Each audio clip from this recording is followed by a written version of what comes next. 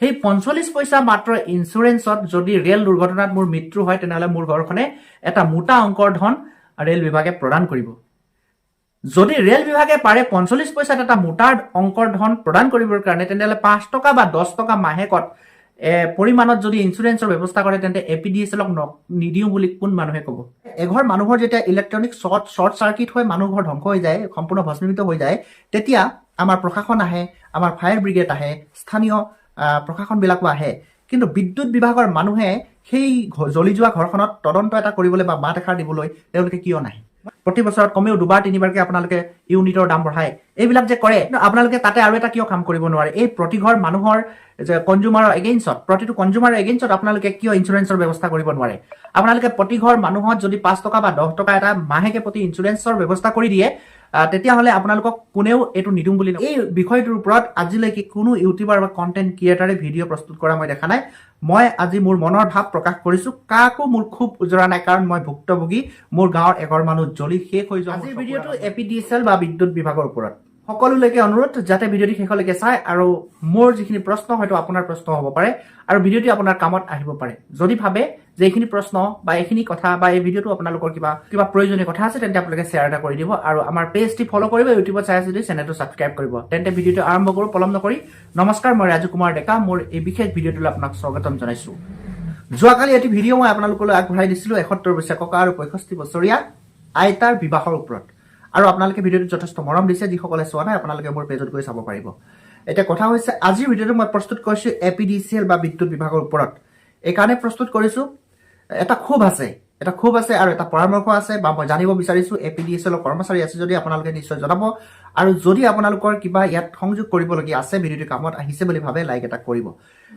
যোৱাকালি যিটো ভিডিঅ' মই আপোনালোকলৈ বুলি আগবঢ়ালোঁ, সেই ভিডিঅ'টোত মই কৈছিলোঁ যে যোৱা ডিচেম্বৰ মাহৰ 19 তাৰিখে এঘৰ মানুহ আমাৰ গাঁৱৰ যি ইলেক্ট্ৰিক শ্বৰ্ট চাৰ্কিট হৈ তেখেতলোকৰ সম্পূৰ্ণ ঘৰখন ভস্মীভূত হৈ গৈছিল, আৰু সেই মানুহ ঘৰৰ সম্পত্তি সা সম্পত্তি বুলি ক'বলৈ একোৱেই নাছিল, আনকি পিন্ধা চোলাটো পৰ্যন্ত তেওঁলোকৰ নাছিল। আৰু সেই মানুহ ঘৰ এনেকুৱা এটা পৰ্যায় আহি গৈছিল যে সম্পূৰ্ণ ভস্মীভূত হৈ যোৱাৰ পিছত মানুহকেইটা জীয়াই থকাৰ কোনো মূল্য নাইকিয়া লিখা তেওঁলোকৰ অনুভৱ হৈছিল। আমি গাঁৱৰ ৰাইজে বুজাই বঢ়াই তেওঁলোকক যথেষ্টখিনি সহায় সহযোগিতা কৰিলোঁ, বিভিন্ন দল সংগঠনে সহায় সহযোগিতা কৰিলে, গাঁৱৰ মানুহে সহায় সহযোগিতা কৰিলে, মনত সাহস দিলে, আৰু বৰ্তমান সেই ঘৰখন ষ্টেবল হৈ আছে। তেওঁলোক সুখে শান্তিৰে বৰ্তমান পুনৰ ঘৰ নিৰ্মাণ কৰিছে। এটা কথা হৈছে, সেই মানুহঘৰৰ যিটো শ্বৰ্ট চাৰ্কিট হৈছিলে, ইয়াৰ কাৰণ হৈছিলে ইলেক্ট্ৰিক শ্বৰ্ট চাৰ্কিট। আমি জানো যে যেতিয়া আমি বিদ্যুৎ ঘৰত ব্যৱহাৰ কৰোঁ, কোনোবা সময়ত এনেকুৱা হাই ভল্টেজ আহে, আৰু সেই হাই ভল্টেজ কি কাৰণে আহে আমি নাজানো, কৰ্মচাৰীসকলে নিশ্চয় বুজি পাব বা ইলেক্ট্ৰিচিয়ানসকলে বুজি পাব।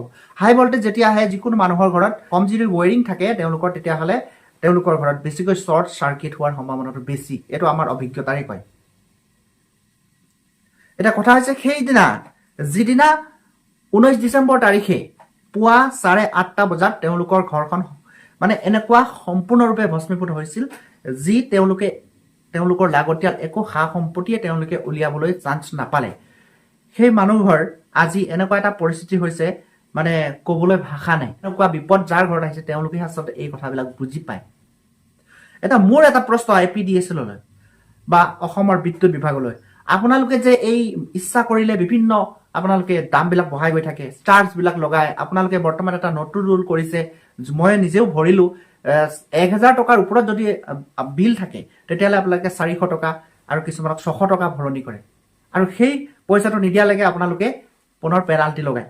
এনেকুৱা আপোনালোকে বিভিন্ন ধৰণৰ চাৰ্জ লগাই পেলাই মানুহবোৰক যে কাষ্টমাৰবিলাকক যে আপোনালোকে ব্যতিব্যস্ত কৰে, আপোনালোকে ইচ্ছা অনুসৰি যে আপোনালোকে এই বিলবিলাক বঢ়াই গৈ থাকে, বিলবিলাক যে বঢ়াই গৈ থাকে, প্ৰতি বছৰত কমেও 2-3বাৰকৈ আপোনালোকে ইউনিটৰ দাম বঢ়ায়, এইবিলাক যে কৰে, আপোনালোকে তাতে আৰু এটা কিয় কাম কৰিব নোৱাৰে? এই প্ৰতি ঘৰ মানুহৰ যে কনজিউমাৰৰ এগেইনষ্টত, প্ৰতিটো কনজিউমাৰৰ এগেইনষ্টত আপোনালোকে কিয় ইঞ্চুৰেঞ্চৰ ব্যৱস্থা কৰিব নোৱাৰে? আপোনালোকে প্ৰতি ঘৰ মানুহত যদি 5 টকা বা 10 টকা এটা মাহেকে প্ৰতি ইঞ্চুৰেঞ্চৰ ব্যৱস্থা কৰি দিয়ে, তেতিয়াহ'লে আপোনালোকক কোনেও এইটো নিদিম বুলি নকয়। সাধাৰণ জনতাসকলে এইবিলাকৰ বিষয়ে নাজানেই, গতিকে তেওঁলোকক বুজাই বঢ়াই সুৰক্ষা দিয়াটো আপোনালোকৰ দায়িত্ব।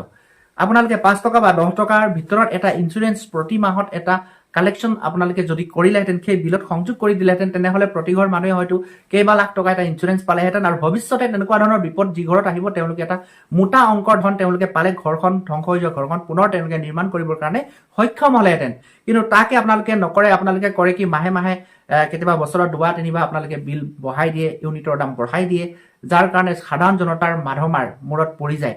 মোৰ এটাই ব্যক্তিগত অনুৰোধ যে APDSL বা আমাৰ বিদ্যুৎ বিভাগলৈ আপোনালোকে এই ইঞ্চুৰেঞ্চৰ ব্যৱস্থা কৰক। বিশেষকৈ মই দেখিছোঁ যে আমাৰ এই জোনাই এলেকাত, ধেমাজি জিলাৰ জোনাই এলেকাত অগ্নিকাণ্ড দিনক দিনে বাঢ়িবলৈ ধৰিছে। 19 তাৰিখে আমাৰ গাঁৱৰ মানুহঘৰ জ্বলিছে আৰু 20 তাৰিখে চিলাপথাৰত বহুত কেইখন দোকান জ্বলি গৈছে।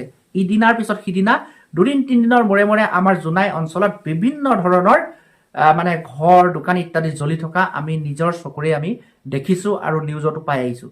গতিকে এনেকুৱা এটা গুৰুত্বপূৰ্ণ কামত আপোনালোকে যদি বিদ্যুৎ বিভাগে 5 টকা বা 10 টকা এটা সাধাৰণ ইঞ্চুৰেঞ্চৰ ব্যৱস্থা কৰিলেহেঁতেন, তেন্তে এই ৰাইজে কিন্তু যিসকলৰ এদিন এনেকুৱা ধৰণৰ বিপদ আহিব তেওঁলোকে সুৰক্ষা লাভ কৰিব। আৰু মই ভাবোঁ ইয়াত কোনো জনসাধাৰণে আপত্তি নকৰে। কাৰণ আমি জানো, আমি যেতিয়া ৰেলত যাত্ৰা কৰোঁ, আমি ৰেলত যাত্ৰা কৰিলে, মই এটা উদাহৰণ দিছোঁ, যোৱা 2 ছেপ্টেম্বৰ তাৰিখে মই গুৱাহাটীলৈ গৈছিলোঁ। 2 ছেপ্টেম্বৰৰ টিকেটটো মই আপোনালোকক দেখুৱাই দিছোঁ। ইয়াত 45 পইচাৰ এটা ইঞ্চুৰেঞ্চ ৰাখিছে।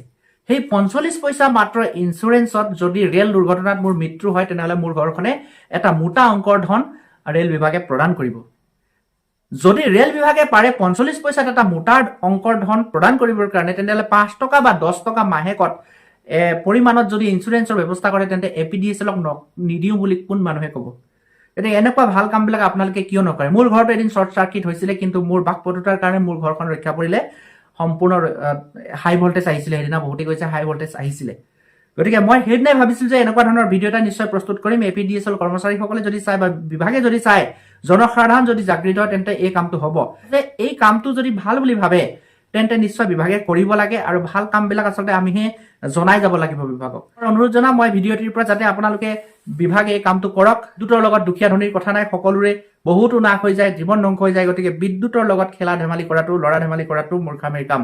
সেইকাৰণে বিদ্যুতত অনাকাংক্ষিতভাৱে এনেকুৱা ধৰণৰ যেতিয়া ঘটনা হ'ব, সেই ঘৰ মানুহৰ যাতে সেই বিপদত তেওঁলোকে এটা ধন পায়, সেই ধনেৰে তেওঁলোকে পুনৰ নিৰ্মাণ কৰিবৰ কাৰণে তেওঁলোকে যাতে পাৰে, তাৰ কাৰণে এই ইঞ্চুৰেঞ্চৰ ব্যৱস্থাটো কৰি দিব লাগে বুলি মই ভাবোঁ।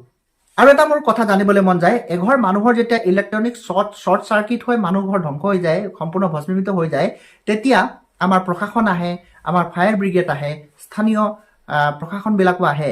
কিন্তু বিদ্যুৎ বিভাগৰ মানুহে সেই জ্বলি যোৱা ঘৰখনত তদন্ত এটা কৰিবলৈ বা মাত এষাৰ দিবলৈ তেওঁলোকে কিয় নাই? মই ভিউৱাৰ্ছসকলক অনুৰোধ জনাম, এই কথাটো আপোনালোকে এটা কমেণ্ট কৰিবচোন, যে আমাৰ ঘৰখন যেতিয়া ধ্বংস হৈ যায়, তেতিয়া বিদ্যুৎ বিভাগৰ এটা দায়িত্ব থাকিব লাগে নে নালাগে? কেনেকৈ জ্বলিল, কি হ'ল, তেওঁলোকে এটা তদন্ত কৰিব লাগে নে নালাগে?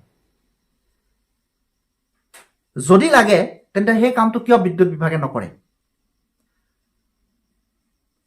আৰু যদি তেনেকুৱা আইন বিদ্যুৎ বিভাগত নাই, APDSLত নাই, তেন্তে এই আইনবিলাক আপোনালোকে প্ৰণয়ন কৰক। কাৰণ বিদ্যুৎ সংযোগ কৰাৰ পৰা ধৰি তেওঁ মৃত্যুলৈকে কিমান বছৰ যুগ যুগ ধৰি তেওঁলোকে বিদ্যুতৰ মাচুল দি আহিছে।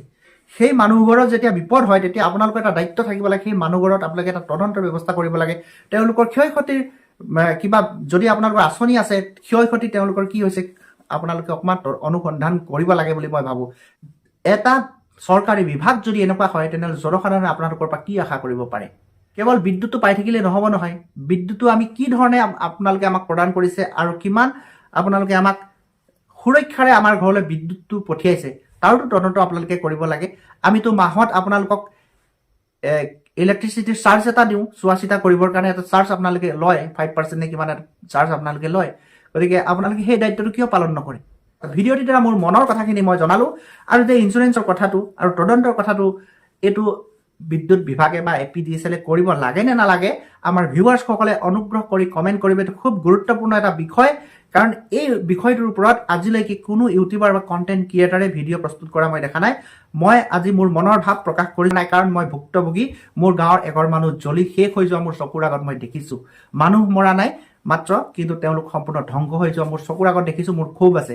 গতিকে মই আজি ভিডিঅ'টি প্ৰস্তুত কৰিছোঁ। যদি এই ভিডিঅ'টি আপোনালোকে খুব দৰকাৰী বুলি ভাবিছে, অনুগ্ৰহ কৰি শ্বেয়াৰ কৰক, যাতে আমাৰ মন্ত্ৰী MLA সকলেও এই ভিডিঅ'টো পাইগে আৰু এটা সজাগতা হওক। সকলোৱে ঘৰত এটা ইঞ্চুৰেঞ্চৰ পৰিমাণ আমি ধাৰ্য কৰোঁ, যাতে ইঞ্চুৰেঞ্চৰ দ্বাৰা আমি ভৱিষ্যতে সুৰক্ষিত হৈ থাকিব পাৰোঁ।